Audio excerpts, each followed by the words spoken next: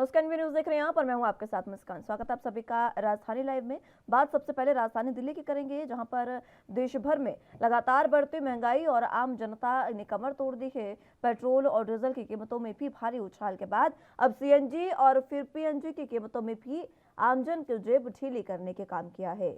आपको बता दें कि गुरुवार को पीएनजी के दाम में 4 रुपये 25 पैसे का इजाफा हुआ, जिसके बाद राजधानी दिल्ली में पीएनजी के दाम 45.86 हो गए हैं, जिससे घर की महिलाओं में नाराजगी का माहौल देखने को मिल रहा है। गृहिणियों का कहना है कि लगातार बढ़ती महंगाई ने रसोई का पूरा बजट हिलाकर रख दिया है। गौरतलब हो कि पिछले लगभग 2 सप्ताह में पीएनजी के दामों में करीब 10 रुपये का इजाफा हुआ है।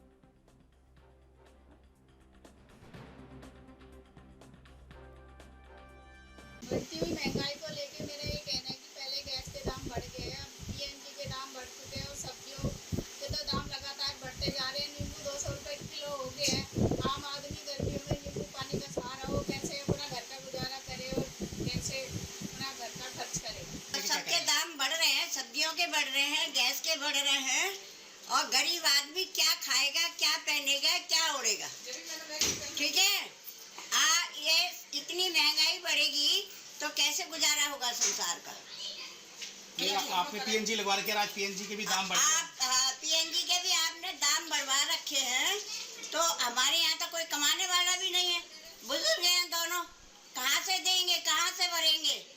सर कहना तो बहुत कुछ है, रसोई का बजट बिगड़ रखा है, बिल्कुल हर चीज पे महंगाई होती जा रही है।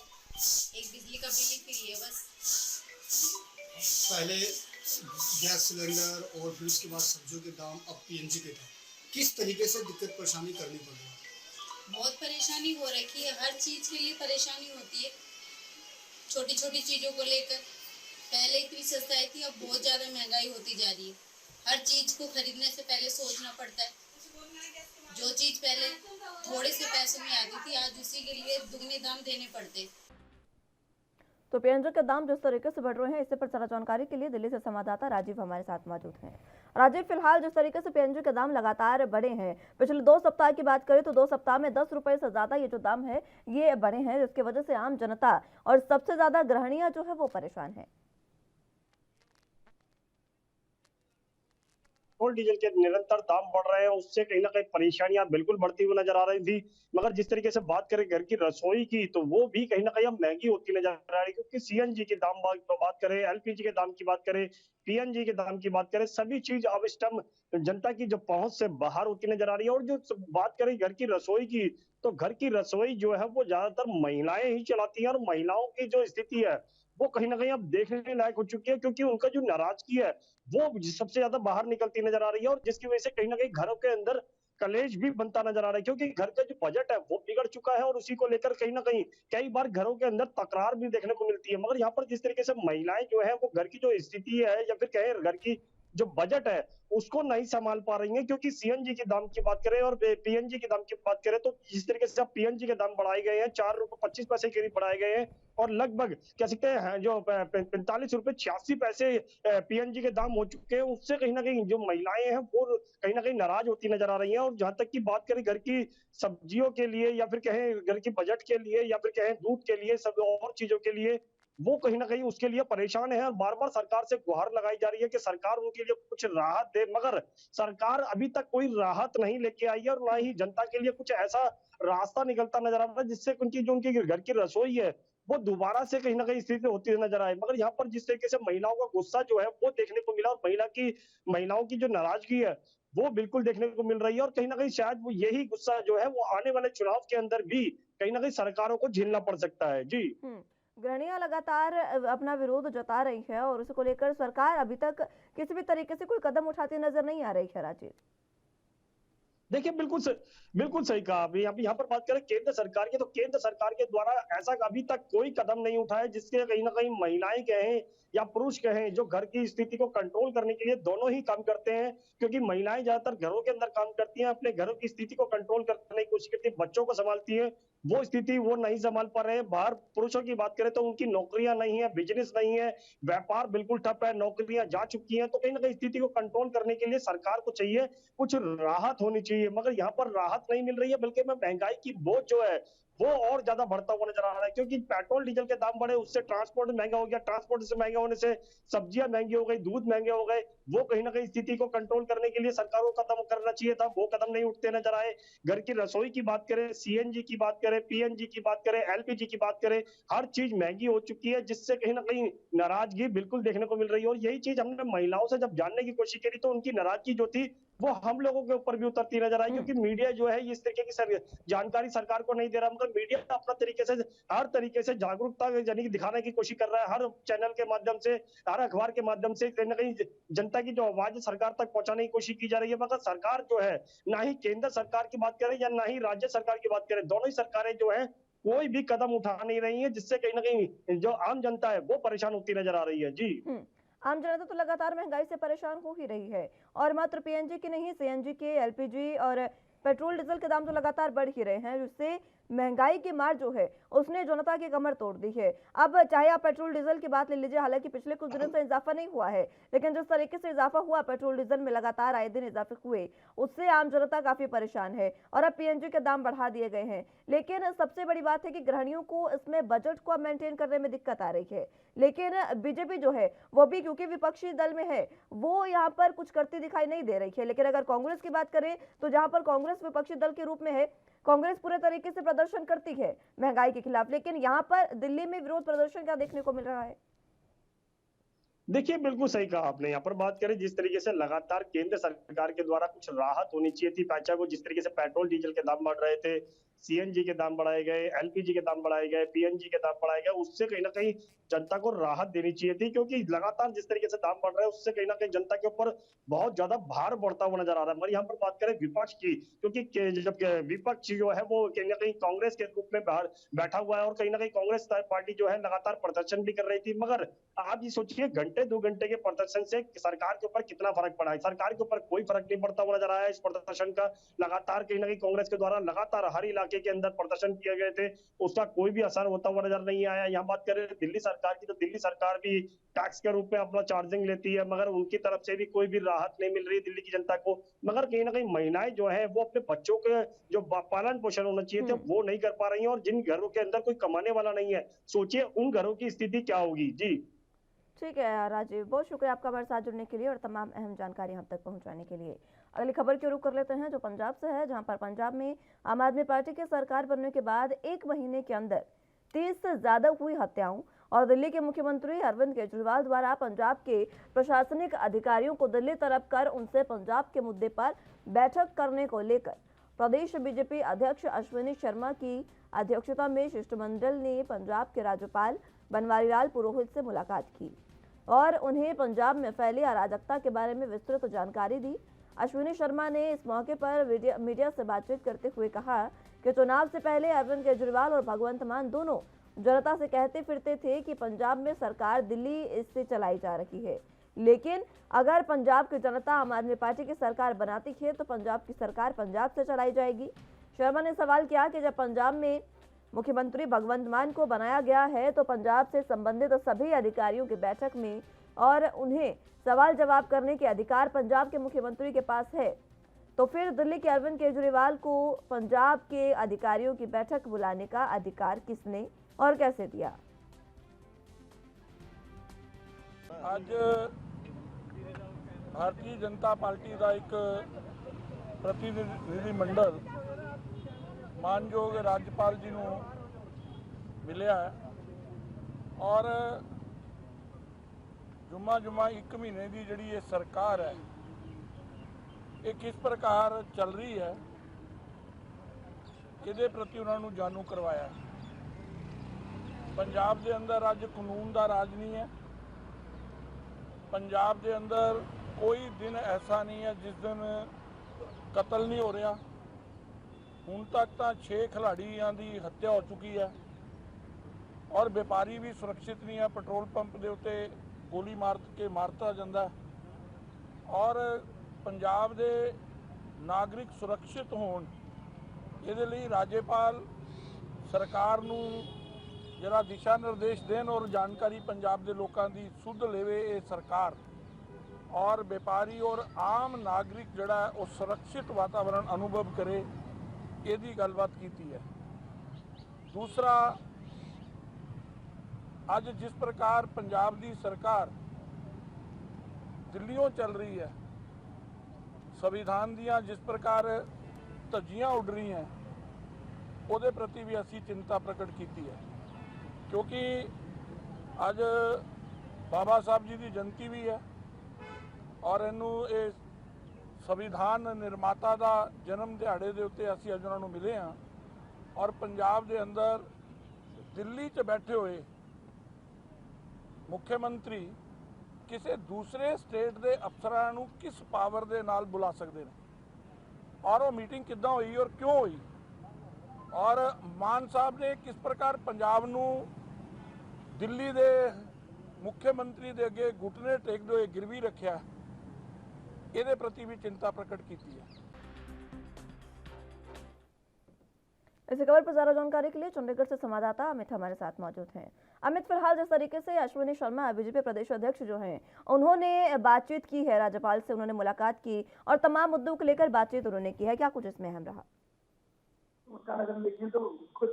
के पंजाब बीजेपी के अध्यक्ष अश्विनी शर्मा राज्यपाल से मिलने गए तो उन्होंने 2 मुद्दों के ऊपर जोर देते हुए कहा कि उन्होंने राज्यपाल से मुलाकात की। सबसे पहला मुद्दा लॉ एंड ऑर्डर सिचुएशन को लेकर था कि उन्होंने कहा कि पंजाब में जब से सरकार बनी है तब से 6 खिलाड़ियों के मर्डर हो चुके हैं और लगातार कई इंसिडेंट सामने आए हैं, फायरिंग की घटनाएं, की घटनाएं, हमले की घटनाएं ऐसी सामने आ रही है। इन सब चीजों को लेकर वो पहुंचे थे। तो दूसरा मुद्दा जो बहुत ज्यादा बार-बार गरमाता जा रहा है वो है कि जब पंजाब के बिजली बोर्ड के अधिकारी जब दिल्ली में अरविंद केजरीवाल से मुलाकात करने गए थे, उस चीज को लेके, उस एक मुद्दे को लेके लगातार आम आदमी सरकार को सभी विरोधी घेरते नजर आ रहे हैं और इसी अगर हम कहें कि विरोध में आज भी कल बीजेपी भी सीधा राज्यपाल के उन्होंने शिकायत दर्ज कराई। उन्होंने कहा कि आखिर किस पहलू के तहत खुद पंजाब के अधिकारी, अगर मुख्यमंत्री भगवत मान मीटिंग देते तो बहुत जायज बनती तो मीटिंग नहीं चाहिए, पर यहाँ पे दिल्ली के मुख्यमंत्री पंजाब के अधिकारियों से मीटिंग देते नजर आ रहे हैं।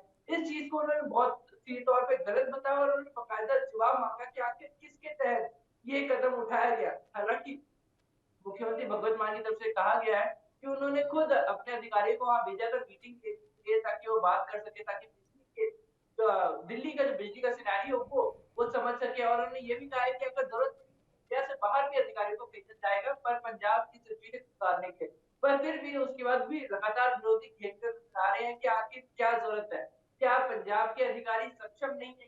बड़ा सवाल उनकी तरफ से भगवत सरकार के लिए खड़ा किया जा रहा है। जी ठीक है, लॉ एंड ऑर्डर को लेकर उन्होंने बात की है अमित, जिस तरीके से राज्यपाल से उन्होंने कहा कि जिस लगातार हत्याएं हो रही है पंजाब में, पहले से ज्यादा हत्याएं हुई है और जब से आम आदमी पार्टी की सरकार बनी है तब से 30 से ज्यादा ऐसी घटनाएं हो चुकी है हत्या की, इसको लेकर किस तरीके का आश्वासन राज्यपाल ने उन्हें दिया? राज्यपाल ने जरूर अगर हम कहें कि तौर पर ये किया है कि उनकी तरफ से आश्वासन मिला है, पर खुद अश्विनी शर्मा ये कहते नजर आए कि हमने आपकी बात सुनी, उस चीज को कंसिडर किया जा रहा है और आपकी जो पहलू है, जो आपकी बात है वो सरकार तक पहुंचाई जाएगी। ये चीज बिल्कुल स्पेसिफिकली हाईलाइट कर दी गई क्योंकि बार-बार लॉ एंड ऑर्डर की सिचुएशन हाईलाइट हो रही है और पंजाब में ऐसे इंसिडेंट्स आ रहे हैं, लगातार बढ़ते जा रहे हैं। जैसे 30 के करीब मर्डर हो चुके हैं जिसमें बड़े खिलाड़ियों के भी नाम आ रहे हैं। अगर कहें कि एक तो खिलाड़ी को भी शूट किया गया था, जैसा आपको होता है कुछ दिन पहले, कहीं ना कहीं लगातार ही इंसिडेंट्स ऐसे बढ़ते जा रहे हैं और ऐसे में लॉ एंड ऑर्डर सिचुएशन को बहुत ज्यादा कंट्रोल करने की जरूरत है, क्योंकि आम आदमी पार्टी की सरकार ये चीज कह के आई थी कि उनकी प्रायोरिटी है पंजाब में लॉ एंड ऑर्डर सिचुएशन को सही करना। बाकायदा उसके लिए उन्होंने एक एंटी गैंगस्टर टास्क फोर्स भी नियुक्त किया जो उसके लिए लगातार काम भी कर रही है और उसके ऊपर कार्रवाई भी कर रहे हैं गैंगस्टर्स के ऊपर, पर सिचुएशन अभी कंट्रोल में नहीं आ रहा है। तो ऐसे में देखना होगा कि जल्द से जल्द जो सिचुएशन है, जो लॉ एंड ऑर्डर सिचुएशन खराब होती जा रही है, उसे वापस कंट्रोल में लाया जाए। जी ठीक है अमित, अब एक बात ये भी है कि दिल्ली में जिस तरीके से लॉ एंड ऑर्डर नहीं है आम आदमी पार्टी के पास, 2 ही राज्यों में सरकार है, एक दिल्ली में और एक पंजाब में। पंजाब में नई सरकार आई है और यहाँ पर लॉ एंड ऑर्डर की स्थिति को काबू में रखना, कंट्रोल में रखना और सुचारू ढंग से उसको चलाना आम आदमी पार्टी के लिए एक चुनौती के रूप में हम शुरुआत से ही देख रहे हैं, क्योंकि तमाम अब जो नेता हैं, जो जनता है, दोनों ही जो लोग हैं वो इस समय उनको देख रहे हैं कि वो लॉ एंड ऑर्डर किस तरीके से कामयाब रखते हैं। लेकिन कहीं ना कहीं देखा जाए तो शुरुआती 1 से 1.5 महीने में ऐसा देखने को मिल नहीं पाया है कि उन्होंने लॉ एंड ऑर्डर को बेहतर तरीके से संभाला हो। जी मुस्कान, देखिए अगर हम बात करें कि पंजाब एक बॉर्डर स्टेट है, यहाँ पर कई पहलू और कई एंगल्स आपको कंसिडर करने पड़ते हैं। पहले तो हमारे पास जो बहुत बड़ा इंटरनेशनल बॉर्डर है उसकी चीज को, उस पहलू को हमेशा कंसिडर करना होता है। कहीं ना कहीं हमें जो है पड़ोसी मुल्क है वहां से हमारे पास हथियार, ड्रग्स लगातार आते रहे हैं, जिससे पंजाब की सिचुएशन खराब होती रही है। उसके दूसरी आधी बात आपने बिल्कुल सही कही है कि आम आदमी पार्टी की सिर्फ 2 जगह सरकार है और पंजाब में पहली बार उनको law and order situation handle करनी है। पर अगर हम पंजाब की बात करें तो पंजाब की कंडीशन स्पेशल है। पंजाब में लॉ एंड ऑर्डर सिचुएशन शुरू से ही काफी ज्यादा एक ट्रबलिंग पॉइंट रहा है। किसी भी सरकार को पंजाब में law and order situation handle करने के लिए काफी मशक्कत करनी पड़ रही है और इस चीज को फिर आम आदमी पार्टी सरकार मानती है। इसलिए उन्होंने बकायदा लोगों से थोड़ा समय मांगा है, क्या हमें थोड़ा सा समय दें, हमें इस सरकार को बने अपनी पर हम जितना हो सके लॉ एंड ऑर्डर सिचुएशन को कंट्रोल करने की कोशिश कर रहे हैं। पर जैसे समय बीतेगा हमें और ज्यादा एक्सपीरियंस होगा, हम इसे और ज्यादा कंट्रोल में करेंगे। पर सवाल ये है कि ये पहलू नहीं हटाया जा सकता कि लॉ एंड ऑर्डर सिचुएशन खराब हो रही है। पर ये भी चीज माननी होगी, सरकार को आए हुए अभी तक एक महीना हुआ है, दोनों ही पहलू को लोग शायद कंसिडर करें और उम्मीद करें कि जल्द ही आम आदमी पार्टी की सरकार खुद को कंट्रोल में ला पाएगी और जो लॉ एंड ऑर्डर सिचुएशन खराब हो रही है उसको स्टेबलाइज किया जाएगा। क्योंकि एक मूव उनके एंटी गैंगस्टर टास्क फोर्स का एक मूव, एक अच्छा मूव कंसिडर किया है लोगों ने, उसका असर भी हो रहा है, गैंगस्टर्स के ऊपर उसका ऊपर प्रेशर भी पड़ा है। पर बाकी के normal law and order situation को भी कंट्रोल करने की जरूरत है और उसके ऊपर लोग चाहते हैं कि सरकार ज्यादा फोकस करे।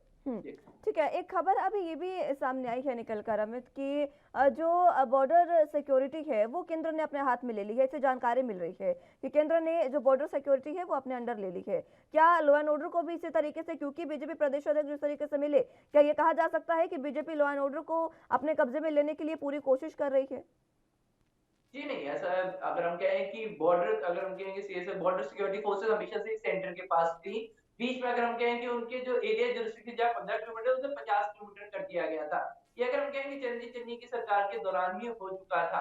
पर हम ये, पर इसका ये मतलब नहीं है कि पंजाब में जो पंजाब में लॉ एंड ऑर्डर सिचुएशन के लिए सिर्फ और सिर्फ पंजाब पुलिस रिस्पॉन्सिबल है और वो एक लंबे समय से इसके लिए काम कर रहे हैं। हाँ, इसको लेके कई लोग पार्टी ने सवाल जरूर खड़ा किया था, क्योंकि जो बीएसएफ का कार्य क्षेत्र है वो अगर बढ़ाकर अगर हम 50 किलोमीटर देते तो लगभग 50% अगर हम कहें पंजाब कवर हो जाता है, इसलिए काफी ज्यादा बवाल हुआ था। पर अभी अगर हम कहें ये मसला एक तरह से साइडलाइन हो चुका है, शायद कोई सहमति सरकार और केंद्र सरकार की बन चुकी है, पर अभी ऐसे इस चीज को नहीं है। पर अगर हम कहेंगे लॉ एंड ऑर्डर सिचुएशन अभी भी एक स्टेट सब्जेक्ट की है और किसी भी स्टेट का law and order state he handle करती है और इसमें अगर हम कहें केंद्र सरकार की तरफ से कोई इंटरफेरेंस नहीं किया जाता।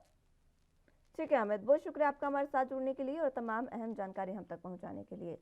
तो अगली खबर की रुख कर लेते हैं। उपराष्ट्रपति वेंकैया नायडू गुरुवार को अपनी पत्नी के साथ राजधानी लखनऊ पहुंचे। एयरपोर्ट पर राज्यपाल आनंदीबेन पटेल, मुख्यमंत्री योगी आदित्यनाथ, उप मुख्यमंत्री केशव प्रसाद मौर्य और ब्रजेश पाठक ने उनका स्वागत किया। उनके सम्मान में राज्यपाल ने रात्रि भोज भी दिया। गुरुवार को ही उपराष्ट्रपति की विवाह की 52वीं वर्षगांठ थी और इस मौके पर राजभवन में दीप प्रज्वलित किया गया। राज्यपाल, मुख्यमंत्री और मंत्रिमंडल के सभी सदस्यों ने उन्हें बधाई और शुभकामनाएं दी। समारोह में मुख्यमंत्री ने उन्हें काशी विश्वनाथ कॉरिडोर का मॉडल भी भेंट किया। 3 दिन की यात्रा पर लखनऊ आए नायडू शुक्रवार को यानी आज अयोध्या और वाराणसी भी जाएंगे। इसी कड़ी में उपराष्ट्रपति आज अयोध्या जा रहे हैं और यहाँ उनका पहला दौरा है। वो रामलला का दर्शन पूजन करेंगे। रामलला का दर्शन करने वाले वे देश के पहले उपराष्ट्रपति होंगे। उनके आगमन को लेकर राम जन्मभूमि परिसर को भव्य रूप से सजाया गया है।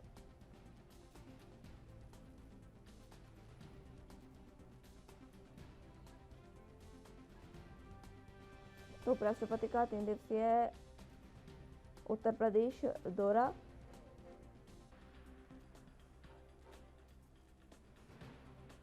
जिसमें आज उपराष्ट्रपति एम वेंकैया नायडू जो हैं वो वाराणसी और अयोध्या जाएंगे। सबसे पहले अयोध्या वो जाएंगे और यहाँ पर रामलला का दर्शन पूजन करेंगे। दर्शन पूजन करने वाले वो देश के पहले उपराष्ट्रपति होंगे। इसी के साथ आपको बता दें कि उनके आगमन को लेकर राम जन्मभूमि परिसर को भव्य रूप से सजाया गया है और उनके स्वागत के भी पुख्ता इंतजाम कर लिए गए हैं। सुरक्षा भी चाक चौबंद कर दी गई है।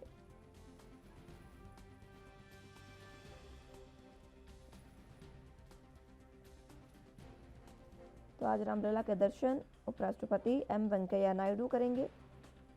गुरुवार को यानी कल ही वो अपनी पत्नी के साथ राजधानी लखनऊ पहुंचे।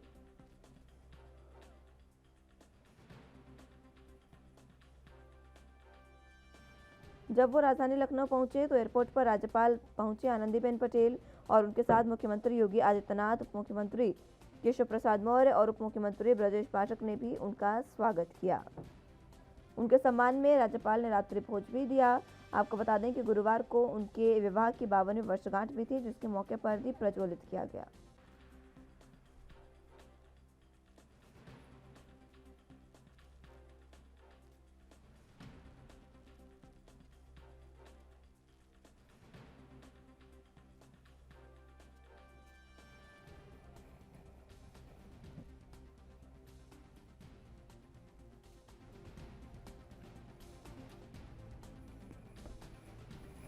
तो उपराष्ट्रपति एम वेंकैया नायडू गुरुवार को अपनी पत्नी के साथ राजधानी लखनऊ पहुंचे। एयरपोर्ट पर राज्यपाल ने उनका स्वागत किया। भव्य उनका स्वागत हुआ, जिसकी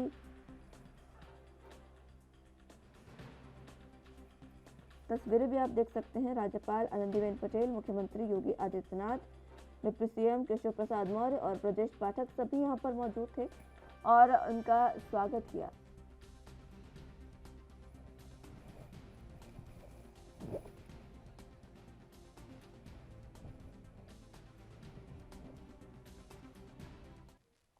इस खबर पर ज्यादा जानकारी के लिए लखनऊ से संवाददाता जितेंद्र चौहान हमारे साथ मौजूद हैं।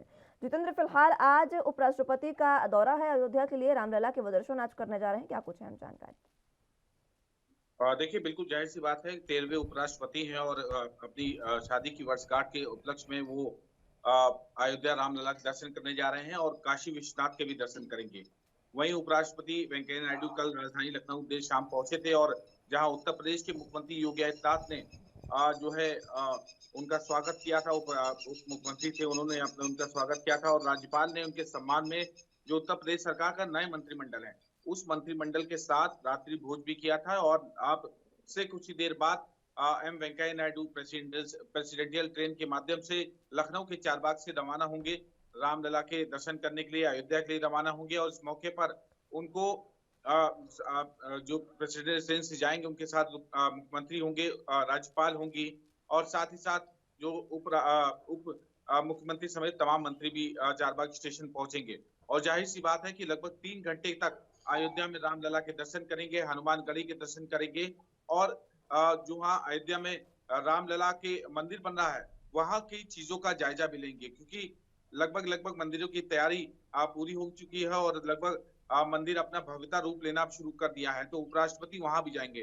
3 घंटे में लगभग अयोध्या में जो हनुमानगढ़ी रामलला के दर्शन करेंगे, पूजा अर्चना करेंगे और 3 से 4 घंटे के बाद वो बनारस के लिए रवाना हो जाएंगे और जहां पर वो काशी विश्वनाथ भगवान भोले शंकर का दर्शन करेंगे। और साथ ही साथ सुरक्षा व्यवस्था की बात की जाए तो ट्रेन से चलेंगे, पैसेंजर से ट्रेन से उपराष्ट्रपति जाएंगे और जगह जगह सुरक्षा व्यवस्था के सीआरपीएफ के जवान नजर आएंगे, जीआरपी के जवान नजर आएंगे और साथ ही साथ और सुरक्षा के पुख्ता इंतजाम किए हैं। तमाम जो सुरक्षा एजेंसियां हैं वो अलर्ट पे रहेंगी। जो पटरियों किनारे जो की झोपड़ी बनी है, उन जो की झोपड़ियों के आगे भी जवान नजर आएंगे और लगभग 55 किलोमीटर की रफ्तार से ये ट्रेन चलेंगी। तो जाहिर सी बात है, सुरक्षा के पुख्ता इंतजाम कर दिए गए। आपसे कुछ ही देर बाद उपराष्ट्रपति एम वेंकैया नायडू अयोध्या के लिए रवाना होंगे। ठीक है, कुछ देर में वो अयोध्या के लिए रवाना होंगे, लेकिन जितेंद्र ये भी बताइए कि उनके स्वागत समारोह के लिए किस तरीके से रामलला के दरबार में यानी अयोध्या में राम मंदिर में किस तरीके से उसको सजाया गया है और क्या कुछ वहां पर सुरक्षा और उनके स्वागत के लिए इंतजाम? देखिए, सुरक्षा व्यवस्था क्योंकि उपराष्ट्रपति है और जाहिर सी बात है तमाम सुरक्षा एजेंसियां अलर्ट मोड पर हैं और साथ ही साथ सुरक्षा व्यवस्था के पुख्ता इंतजाम है। जहां रेलवे स्टेशन से जिन रेलवे स्टेशन से वो गुजरेंगे वहां पर सुरक्षा व्यवस्था के इंतजाम होंगे और हर कह सकते हैं कि 2 किलोमीटर पे एक एम्बुलेंस खड़ी होगी। साथ ही साथ वहां पर सुरक्षा व्यवस्था के अयोध्या का तमाम पुख्ता इंतजाम किए। जिलाधिकारी से तमाम वहां पर कल तैयारियां पूरी हो चुकी हैं और कई दिनों से लगातार बैठक भी होती है अधिकारियों के बीच में। रेलवे के अधिकारी तुरंत तमाम सुरक्षा एजेंसियों की बैठक हो रही थी और पूरी दुल्हन की तरह सजाया गया है अयोध्या, क्योंकि रामलला के दर्शन करने पहली बार कोई उपराष्ट्रपति वहां पर पहुंच रहे हैं और रामलला अपने परिवार के साथ दर्शन करेंगे एम वेंकैया नायडू और साथ ही साथ लगभग 3 से 4 घंटे वहां बिताने के बाद रामलला की पूजा अर्चना करने के बाद हनुमानगढ़ी में दर्शन करने के बाद वो बनारस के लिए रवाना होंगे, जहां पर तैयारियां पूरी कर ली गई हैं और काशी विश्वनाथ के भी दर्शन करेंगे और उसके बाद वहां से दिल्ली के लिए रवाना हो जाएंगे। जितेंद्र, फिलहाल क्या रामलला के दर्शन के लिए तैयारियां पूरी हो चुकी हैं और जिस तरीके से आपने बताया कि कुछ ही समय में निकलने वाले हैं उपराष्ट्रपति, उनको लेकर क्या कुछ अभी फिलहाल अपडेट है?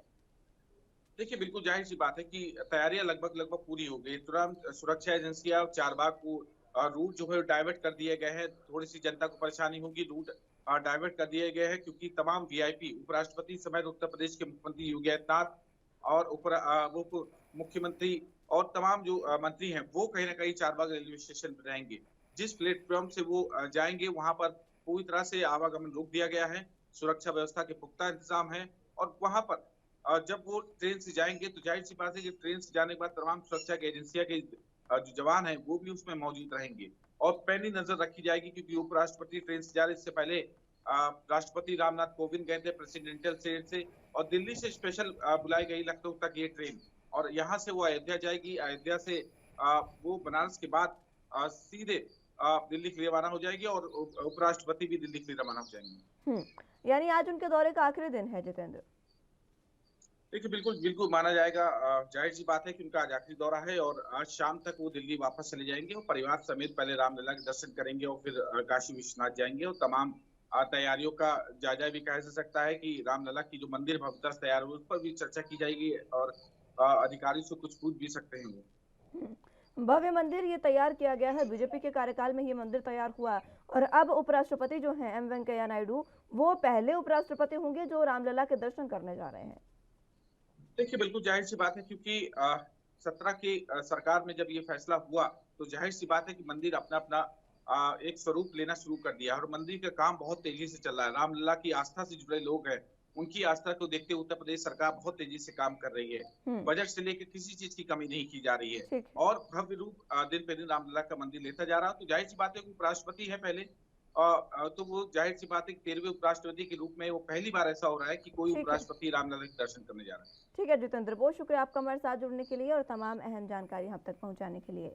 फिलहाल बुलेटिन में यहाँ वक्त एक छोटे से ब्रेक का है, फौरन हाजिर होंगे।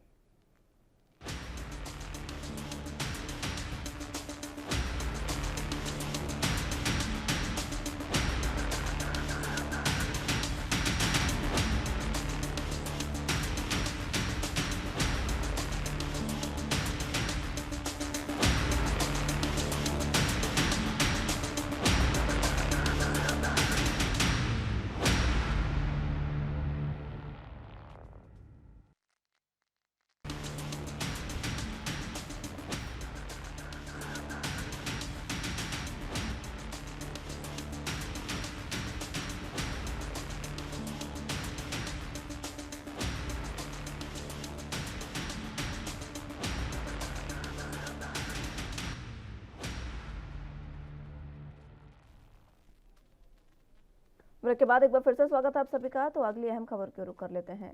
उत्तराखंड बीजेपी में प्रदेश अध्यक्ष को बदले जाने की चर्चाएं अब तेज हो गई है।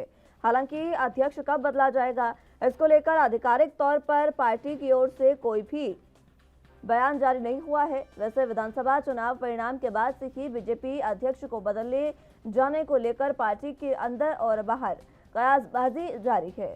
पहले बताया जा रहा था कि 4 अप्रैल को पार्टी के राष्ट्रीय महामंत्री संगठन बीएल संतोष उत्तराखंड दौरे पर आने वाले हैं और इसी दौरान पार्टी की मीटिंग में भी वो शामिल होंगे। माना जा रहा था कि बीएल संतोष पार्टी नेताओं के मन की बात लेकर दिल्ली को बताने वाले थे, लेकिन इस बीच राष्ट्रीय स्वयंसेवक संघ का चिंतन शिविर आयोजन होने और बीएल संतोष के इसमें मौजूद रहने के कारण ये मीटिंग टल गई। अब बीएल संतोष 24 अप्रैल को उत्तराखंड आ रहे हैं। माना जा रहा है कि उनके दौरे के बाद पार्टी कोई फैसला ले सकती है, क्योंकि बीजेपी के प्रदेश पदाधिकारियों के कुछ और पद भी खाली चले जा रहे हैं। इसके अलावा महिला मोर्चा के प्रदेश अध्यक्ष पद भी नियुक्त अब किए जाने हैं। महिला मोर्चा की प्रदेश अध्यक्ष रही कोटद्वार से विधायक ऋतु खंडूरी अब विधानसभा अध्यक्ष बन चुकी हैं।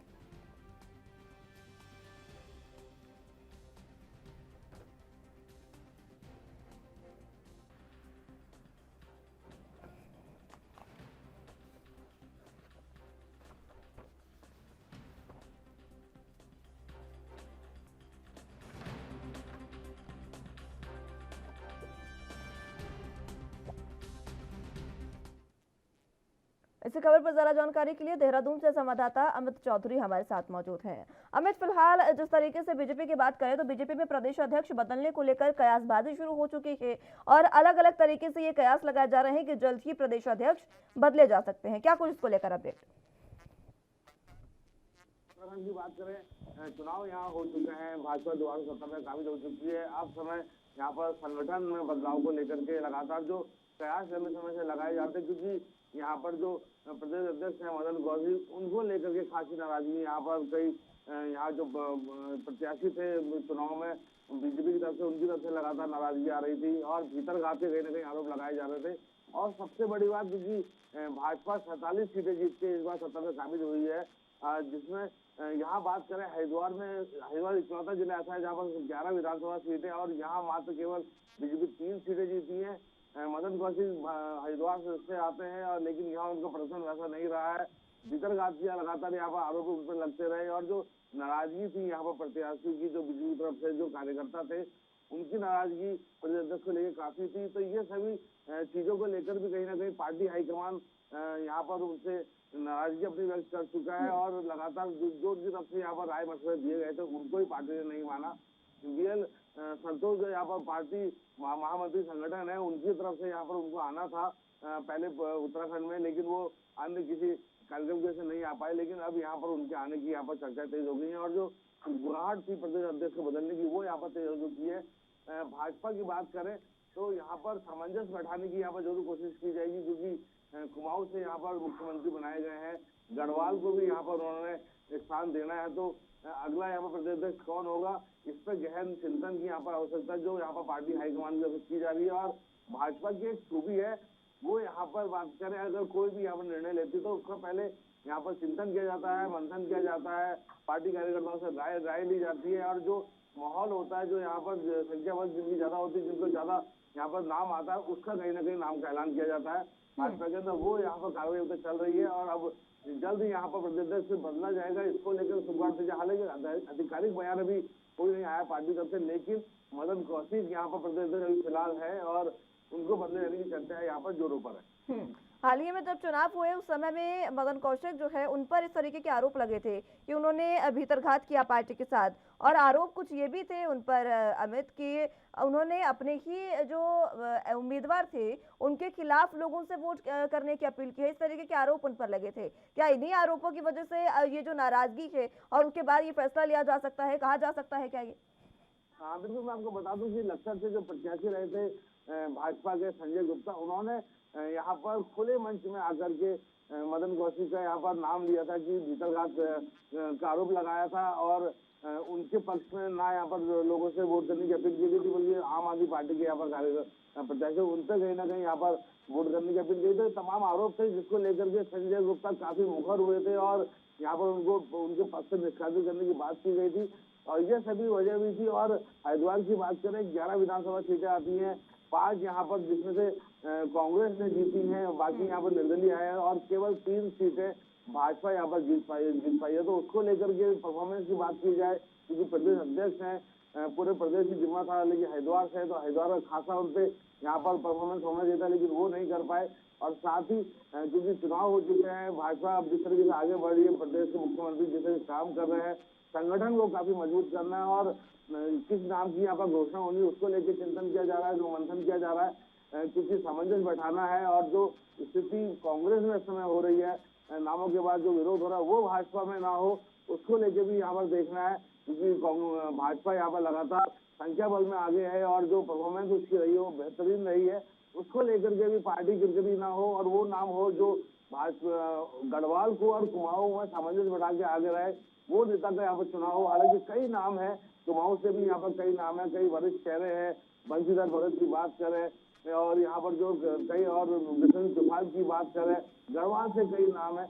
इन नामों के बीच में किस नाम की यहाँ पर चर्चा यहाँ पर आगे जाएगी हाईकमान के पास और कौन यहाँ पर होगी, देखने वाली बात होगी मुश्किल, लेकिन फिलहाल चर्चाओं का बाजार गर्म है और भाजपा में बदलाव की स्थिति यहाँ पर देखी जा सकती है। अमित, फिलहाल अगर बात करें प्रदेश अध्यक्ष के लिए, तो अगर मदन कौशिक को हटाया जाता है तो कौन कौन प्रदेश अध्यक्ष की लिस्ट में शामिल है? मुस्लिम मैंने आपको बताया जिस तरीके से गढ़वाल में कई नाम है, कई वरिष्ठ चेहरे हैं, कुमाऊं में कई वरिष्ठ चेहरे हैं, जिसमें यहाँ पर विशेष चुफाल जो पूर्व प्रदेश अध्यक्ष रह चुके हैं, अभी उनको मंत्री पद यहाँ पर उनको नहीं मिला है। उस तरीके से बात की बंशीधर भगत है जिनको भी मंत्री नहीं बनाया गया है, गढ़वाल से कई चेहरे हैं। तो कहीं ना कहीं ये सामंजस्य बैठाना हुआ भाजपा को गढ़वाल और कुमाऊं का। और जिस तरीके से किसी कांग्रेस की बात करें, अभी जो लगातार यहाँ पर रार कांग्रेस में मची हुई है, वो सब भी देखना है और पार्टी कार्यकर्ता नाराज ना हो, सबको उचित सम्मान मिले, इसकी तरफ से कई नाम अभी आगे जाने हैं। और लेकिन लास्ट फैसला, आखिरी फैसला हाईकमान का होना है। भाजपा की खूबी है, जो नाम आएगा कार्यकर्ता और जो नेता है वो उसका स्वागत करेंगे। अब किसके नाम पे यहाँ पर चर्चा होती है, किसके नाम पे माहौल लगती है, ये आने वाला समय बताएगा। लेकिन बदले जाने की। ठीक है अमित, बहुत शुक्रिया आपका हमारे साथ जुड़ने के लिए और तमाम अहम जानकारी हम तक पहुंचाने के लिए। तो फिलहाल अगली खबर की रुख कर लेते हैं। दिल्ली के उप मुख्यमंत्री मनीष सिसोदिया ने हिमाचल प्रदेश में दावा किया कि हिमाचल प्रदेश में बीजेपी के कम से कम 1000 नेता और कार्यकर्ता आम आदमी पार्टी ज्वाइन करने वाले हैं। उन्होंने कहा कि बीजेपी के कई बड़े नेता निरंतर आम आदमी पार्टी के संपर्क में है। मनीष सिसोदिया ने इस बयान के बाद हिमाचल की राजनीति को भी गरमा दिया है और कांगड़ा में 23 अप्रैल के केजरीवाल के रोड शो से पहले कई नेताओं के आम आदमी पार्टी में शामिल होने की अटकलें फिर से शुरू हो गई है। दिल्ली में गुरुवार को प्रेस कॉन्फ्रेंस करके मनीष सिसोदिया ने कहा कि भारतीय जनता पार्टी के शासन से लोग अब ऊब गए हैं। जब आम आदमी पार्टी हिमाचल की जनता को तीसरा विकल्प देने जा रही है और इस बारे में प्रदेश में आम आदमी पार्टी की सरकार ही बनने जा रही है। उन्होंने कहा कि हिमाचल के लोगों को बीजेपी से अब कोई भी उम्मीद नहीं है और बीजेपी के लोगों में विश्वसनीयता खत्म हो गई है।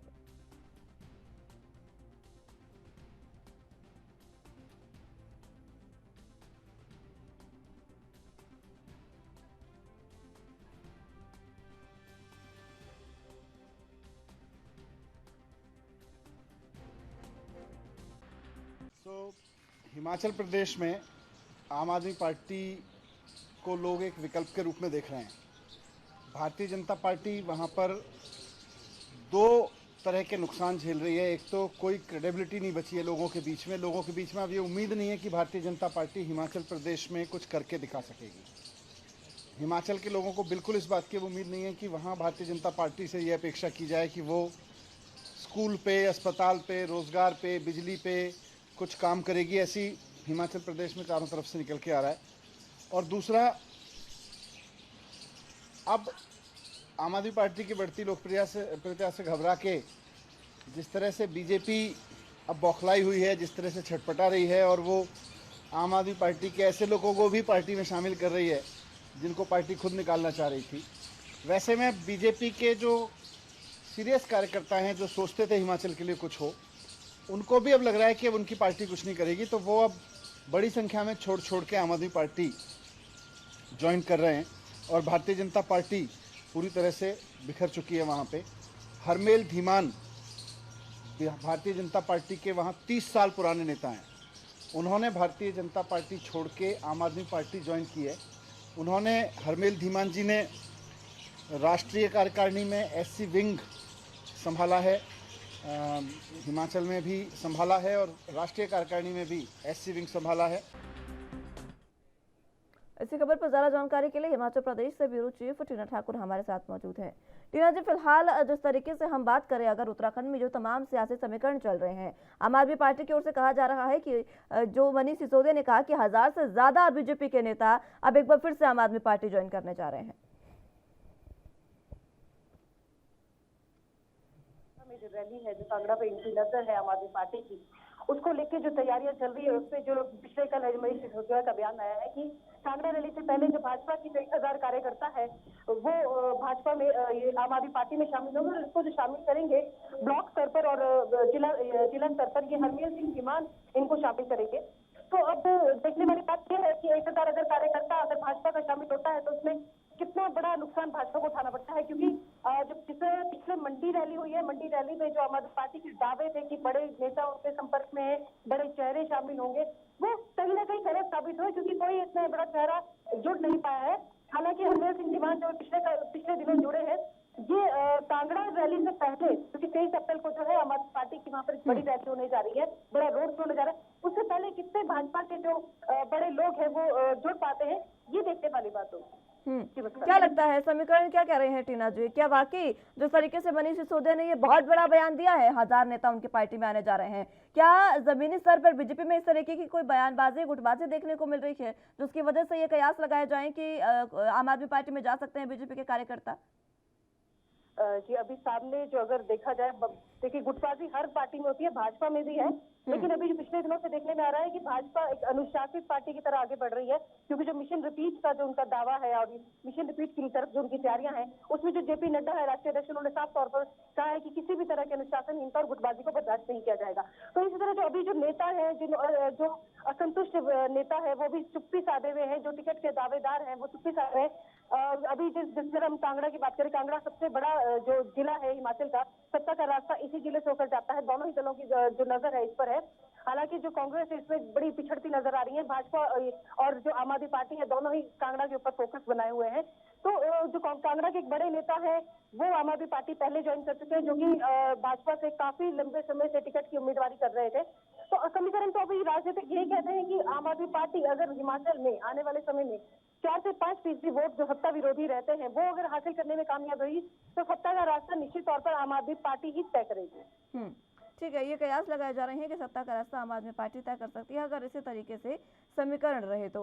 लेकिन बीजेपी में जिस तरीके से आपने कहा कि गुटबाजी देखने को मिल रही है, अभी अनुशासनहीनता बीजेपी दिखा रही है, अनुशासन में रहने की कोशिश कर रही है, लेकिन किस तरीके की गुटबाजी बीजेपी में देखने को मिली जिससे कहा जाए कि जो आम आदमी पार्टी का कुनबा लगातार बढ़ रहा है वो आने वाले समय में आम आदमी पार्टी जो है वो सरकार भी बना ली, इसका बात का दावा किस तरीके से? जी देखिए, जिस तरह से जो विधायक है, जो जीते हुए मंत्री है, जो भाजपा में इस तरह मौजूदा समय में काम कर रहे हैं, तो उनके प्रति कहीं ना कहीं सत्ता के जो प्रति जो असंतुष्ट रहते हैं लोग, वो तो जो स्थानीय जनता है वो रहती है। लेकिन जो अगर हम पार्टी के अंदर की बात करें तो काफी लोग हैं जो पार्टी में बदलाव की मांग कर रहे हैं, जो लगातार कई सालों से जो टिकट जिनको मिलता आया है, और कई लोग तो ऐसे जो लगातार हारते रहे, 2 बार से ज्यादा हार चुके हैं। तो इस बार ये लोगों का मतलब है कि जो पार्टी जो लोग है वो इसको बदले, पार्टी जो हाईकमान है वो ये जो चली आ रही परंपरा इसको बदले और नए लोगों पर भरोसा जताए। ठीक है टीना जी, बहुत शुक्रिया आपका हमारे साथ जुड़ने के लिए और तमाम अहम जानकारी हम तक पहुंचाने के लिए। बुलेटिन में फिलहाल यहाँ वक्त तक छोटे से ब्रेक का है, फौरन हाजिर होंगे।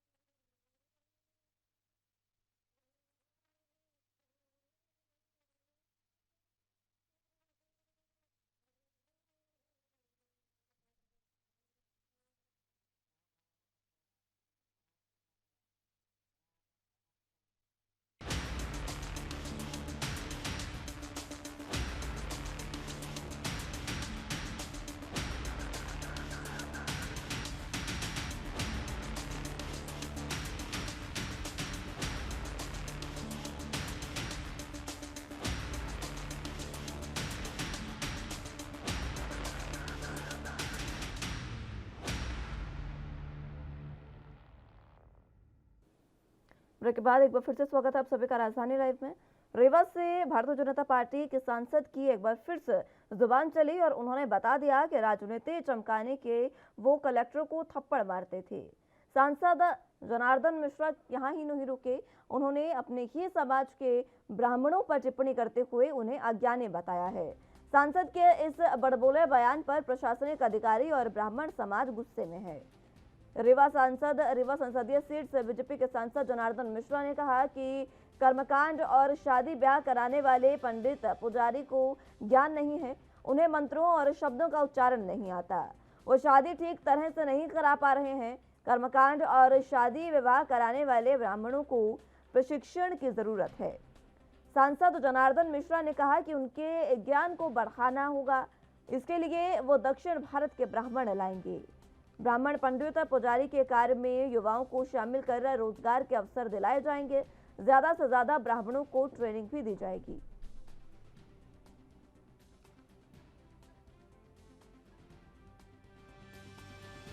और ये जो ब्राह्मण कर्मकांडी ब्राह्मण जो तैयार हो रहे हैं, उनकी श्रेष्ठता और गुणवत्ता में भारी कमी है। इसलिए दक्षिण भारत से कर्मकांडी ब्राह्मण ले आएंगे और यहाँ कर्मकांडी ब्राह्मणों की पाठशाला बनाएंगे, उनको प्रशिक्षित करेंगे और वो कर्मकांडी ब्राह्मण अपना कर्मकांड का काम कराएं, जिससे इस क्षेत्र में जो गिरावट आ रही है उस गिरावट को दूर किया जाए। कल्पना कर सकते हैं आप, एक संगठन मंत्री और कर्मकांडी ब्राह्मण, माने कर्मकांड सत्यनारायण की कथा से लेकर के और बाकी सारे आयामों तक को करने वाले जो पंडित हैं, उनकी श्रेष्ठता में कमी आ रही है। इसलिए हम ऐसे लड़कों को ट्रेनिंग देंगे और फिर इस तरह से जो नीचे तक ये कर्मकांड कराने वाले, वो पंडिताई का काम करने वाले, जो पुरोहिताई का काम करने वाले लोग हैं, उनको हम ट्रेंड करेंगे, उनको शिक्षित करेंगे कि सही उच्चारण, सही कर्म का विधान क्या है और ये काम करें। और इसके लिए वो दुर्भाग्य ऐसा रहा जो आदमी वो काम में हो नहीं पाया। तो 3 उदाहरण है कि वो राजनीति से अलग हट करके और अब कर्मकांडी ब्राह्मणों को का स्तर गिर रहा है। इस खबर पर ज्यादा जानकारी के लिए संवाददाता गणेश तिवारी हमारे साथ मौजूद हैं। गणेश, फिलहाल जिस तरीके से जनार्दन मिश्रा ने इस तरीके का बयान दिया है, ब्राह्मणों को लेकर उन्होंने बयान दिया और एक विवादित बयान उन्होंने कलेक्टर को थप्पड़ मारने को लेकर दिया है। फिलहाल विजय, किस तरीके से ये जो तमाम जानकारी है इसको लेकर अपडेट? सीट से सांसद जनार्दन मिश्रा का इन दिनों एक वीडियो सुर्खियां बटोर रहा है सोशल मीडिया पर, जिसमें सांसद के द्वारा विवादित बयान दिया जा रहा है। आपको बता दें कि रीवा भाजपा सांसद जनार्दन मिश्रा के द्वारा पूर्व में भी कई सारे विवादित बयान दिए जा चुके हैं, लेकिन इस बार उन्होंने डायरेक्ट कलेक्टर को लेकर कमेंट किया है और यह बोला कि हम लोग यह देखते थे कि कलेक्टर को मौका मिल जाए और तमाचा मार दिया जाए। तमाचा मारने से 2 साल की राजनीति चटक जाती थी और कलेक्टर को मारने के लिए वह इंतजार करते रहते थे कि कब ऐसा मौका मिले जहां पर कलेक्टर को तमाचा मार दिया जाए।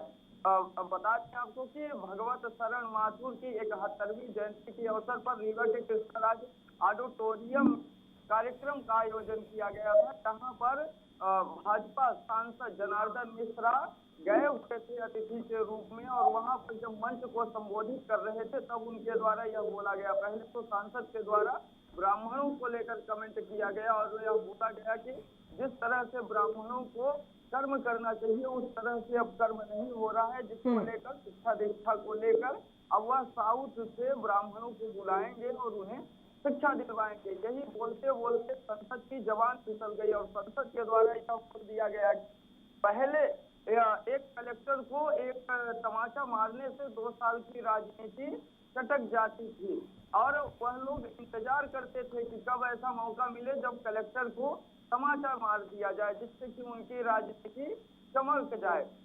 इसको लेकर किसी ने वीडियो बनाया और वीडियो बनाने के बाद उसको सोशल मीडिया पे डाल दिया, जो कि अब तेजी के साथ वायरल हो रहा है। वहीं सोशल मीडिया पर हालांकि अभी तक विपक्ष से और कांग्रेस से कोई भी सामने नहीं आया है जो कि प्रतिक्रिया दे, लेकिन सोशल मीडिया पर अब लोगों के द्वारा और विपक्ष के द्वारा तरह तरह की प्रतिक्रियाएं दी जाने लगी हैं।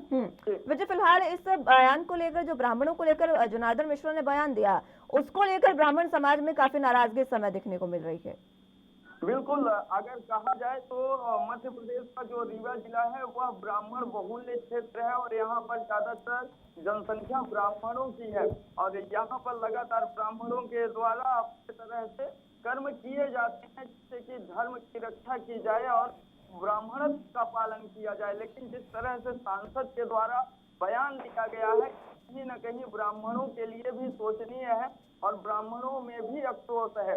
लेकिन वहीं दूसरी ओर जिस तरह से सांसद के द्वारा एक कलेक्टर को लेकर यह बयान दिया गया है कि समाचार पढ़ने से राजनीति चटक जाती है, ये कहीं ना कहीं बहुत बड़ा प्रश्न चिन्ह लग रहा है कि आखिरकार राजनीति चटकाने के लिए देश के एक ऑफिसर को मारना क्या उचित होगा या फिर नहीं।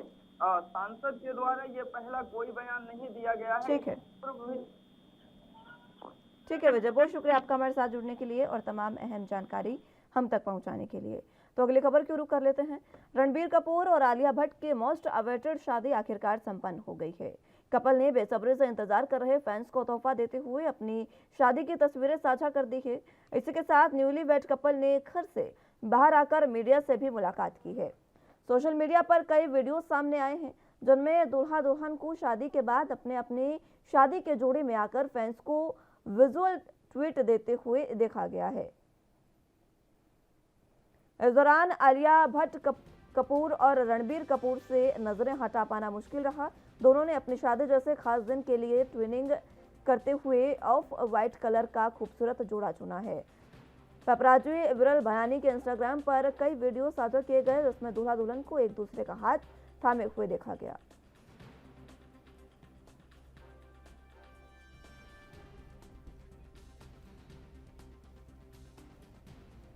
तो आपको बता दें कि रणबीर कपूर और आलिया भट्ट की शादी कल हो चुकी है और इसी के साथ पहली वीडियो भी कई शेयर की गई है और आलिया भट्ट द्वारा भी ये जो वीडियोस है वो शेयर की गई है और वो तस्वीरें भी आप अपने टीवी स्क्रीन पर देख रहे हैं जिसमें साफ देखा गया कि आलिया भट्ट और रणबीर कपूर की शादी के बाद उन्होंने मीडिया से बातचीत की। मीडिया के लिए वो मीडिया से रूबरू होने के लिए अपने घर से बाहर आए और यहाँ आकर उन्होंने मीडिया के सामने कई पोजेज भी दिए।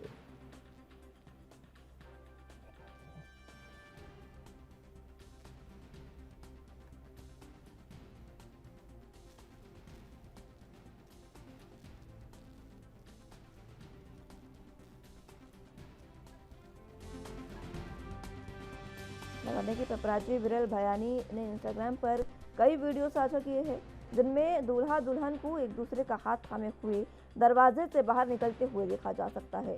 पहली वीडियो में आलिया भट्ट और रणबीर को मीडिया की ओर से हाथ हिलाते हुए एक दूसरे के कानों में फुसफुसाकर हंसते हुए देखा जा सकता है।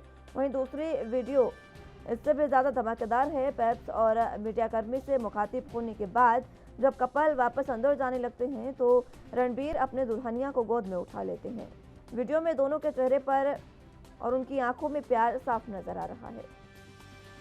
तो आलिया भट्ट और रणबीर कपूर जिनकी शादी मोस्ट अवेटेड थी, लगातार फैंस जो थे वो इस शादी का इंतजार कर रहे थे और इसी शादी को अब सिरे चढ़ा दिया गया है और कल ही आलिया भट्ट और रणबीर कपूर की शादी हुई है।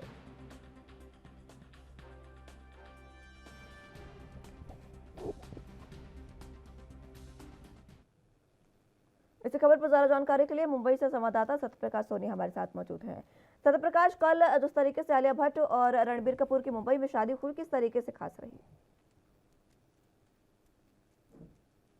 पिछले 5 सालों से जिस जोड़े का लोगों को इंतजार था वो जोड़े आखिरकार 7 फेरे के जोड़े में बच गए। आलिया भट्ट और रणबीर कपूर की कल शादी आरके हाउस से उनके घर वास्तु हाउस पहुंची, जहां पर धूमधाम से शादी हुई। इस दौरान तमाम सेलिब्रिटी भाग लिए, खासकर भट्ट परिवार से और रणबीर कपूर के तमाम परिवार के लोग इस शादी में शामिल हुए। खासकर करण जौहर भी शामिल हुए। करण जौहर जो है मानने वाले पिताजी माने जाते हैं आलिया भट्ट के। लिहाजा तमाम जो शानो शौकत थी, जिस तरह से तैयारियां चल रही थी, हालांकि इस शादी को पहले सीक्रेट रखने की योजना बनाई गई थी, जिसमें आलिया भट्ट के घर के तमाम जो सिक्योरिटी गार्ड थे उनके कैमरे के सामने जो स्टिकर लगा दिया गया था जिससे कोई रिकॉर्डिंग न कर सके।